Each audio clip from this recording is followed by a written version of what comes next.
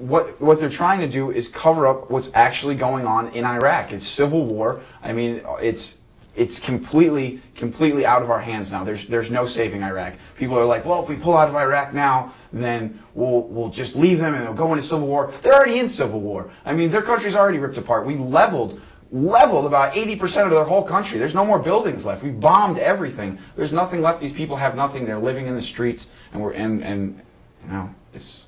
My name is Corey Rowe. I'm 23 years old. I was born in upstate New York. When I was 18 years old, I was approached by an Army recruiter named Sergeant Scott Ellingson. He got me interested in joining in the military. This was before September 11th. I went through the process just like any other kid. Didn't know what I was doing. I had no idea even what the infantry was when I signed up for it. I liked the golf course in the video that he showed me. From there, I went to basic training, flew down to Georgia, where I went to Fort Benning on Sand Hill, where the infantry training is.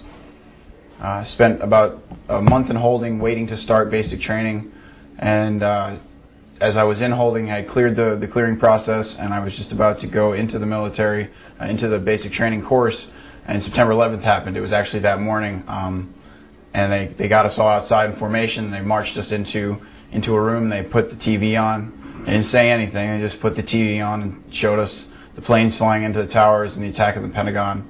And then they turned the TV off and they told us to go pack our bags. From that moment on, I mean, it was absolute go time. They never told us anything else about September 11th. We didn't get any newspapers or news at all because, of course, we were in basic training and you're not allowed any of that stuff. Just about 2 weeks later, I was shipped into Afghanistan, where my unit had been for about a week. They had taken over Kandahar Airport and were setting up the perimeter and building fighting positions when I arrived. After we were established, we did essentially nothing for the next 6 months. We sat in a guard tower. If CNN came by, we'd do a little photo op. We'd answer some questions. I mean, at that point in my military career and what was going on in the world, you know, there was the reaction to September 11th. It was, you know, what America was supposed to be doing. It didn't really make a lot of sense to me because we were invading Afghanistan to go after Osama bin Laden, and we were taking over their country, you know, to find these people. But I was 18, just turning 19 at that point, and had no idea really what was going on in the big picture. I really had no idea whatsoever. Iraq today is about, I mean, I can't even give you a number, but I'd say about 100 times worse than it was when we invaded. When we first invaded, you know, they don't have mass communication through Iraq. They don't have cell phones, so people weren't really aware of what was going on. I mean, the civilians, they knew that Americans were invading.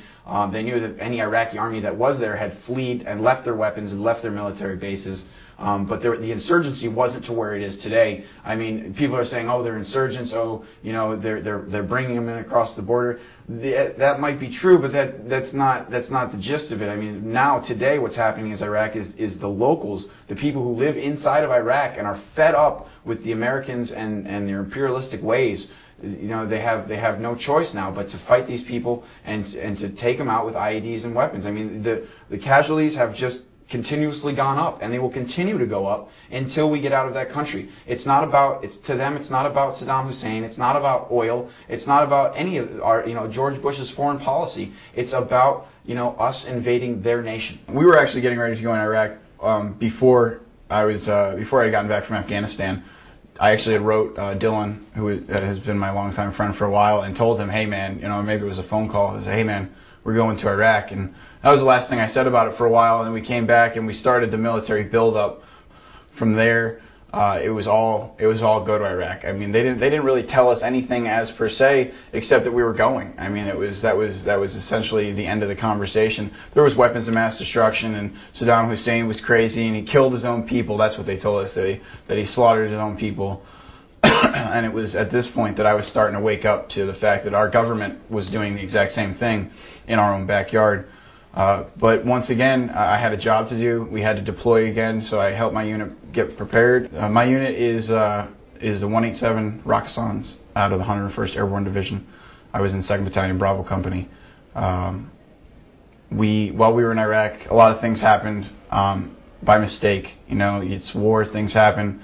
While we were in Mosul, there was accidental shootings of families. A wedding party drove by. We didn't know it was a wedding party right away.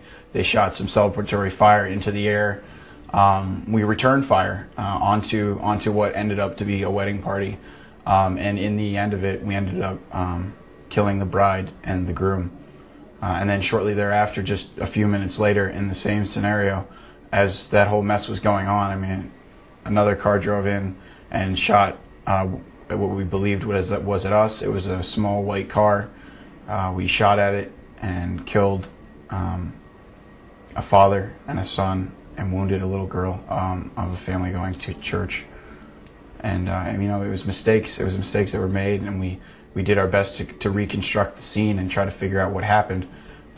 The whole thing started because we heard machine gun fire, because we heard rounds coming from this direction. It could have been someone with an AK-47 in the wedding party. It could have been the guys in the woods, but we never found a weapon or brass to prove it. So essentially, it was most likely the wedding party that was driving down the highway in advance and was probably shooting out of the window with an AK-47. We were in an OP building, a bombed-out building that was located near the intersection between two highways. There was a what's it called when you got the aqueduct? There's an aqueduct that goes between these two major highways. We had a 240 Bravo centered right onto the intersection of the highways, locating anybody who might want to put an IED or any kind of device underneath there. But the problem essentially was that these guys that are in this OP, the radio went down and they needed more heat to keep warm because it was raining out.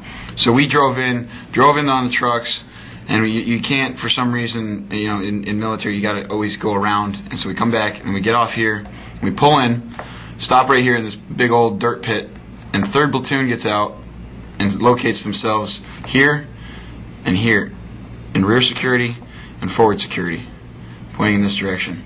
There's wood line here. These are all trees. This is the highway up here. I'm up here on top of the OP. I got security on here, focusing into the wood line. I'm crossed down right about here, and I'm working on fixing a radio. At the same time, I hear what sounds to be, or what I was told by my commander afterwards, was an RPK. It was a distinctive sound of an RPK, is what he said.